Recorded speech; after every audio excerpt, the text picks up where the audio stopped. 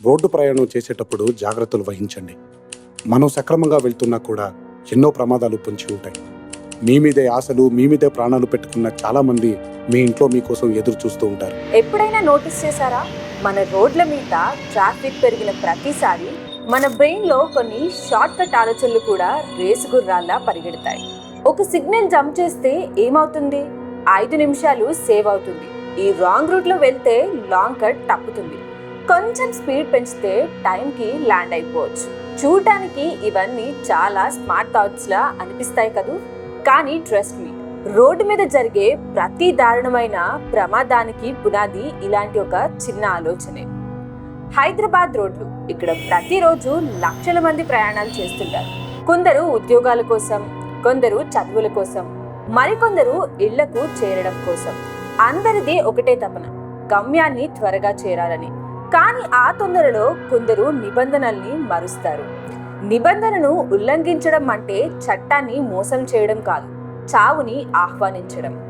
నువ్వు signal jump చేసినప్పుడు నీకు టైం మాత్రమే కనిపిస్తుంది, కానీ ఎదురుగా గ్రీన్ సిగ్నల్ చూసి రైట్ రూట్లో వస్తున్న వాడికి నువ్వు కనిపించకపోవచ్చు.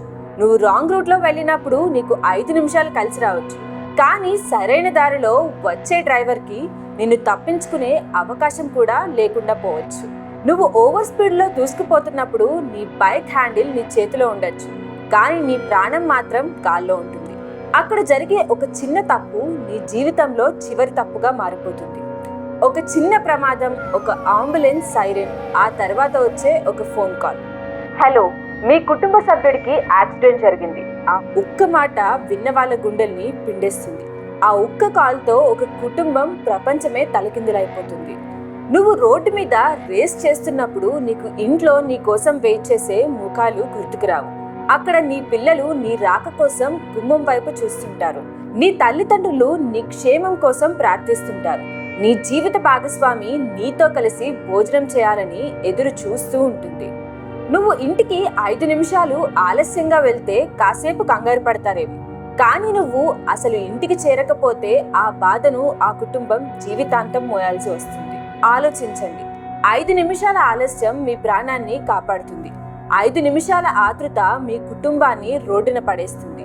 అందుకే సిగ్నల్ జంప్ చేయొద్దు, రాంగ్ రూట్లో వెళ్ళొద్దు, ఓవర్ స్పీడ్ అసలే వద్దు.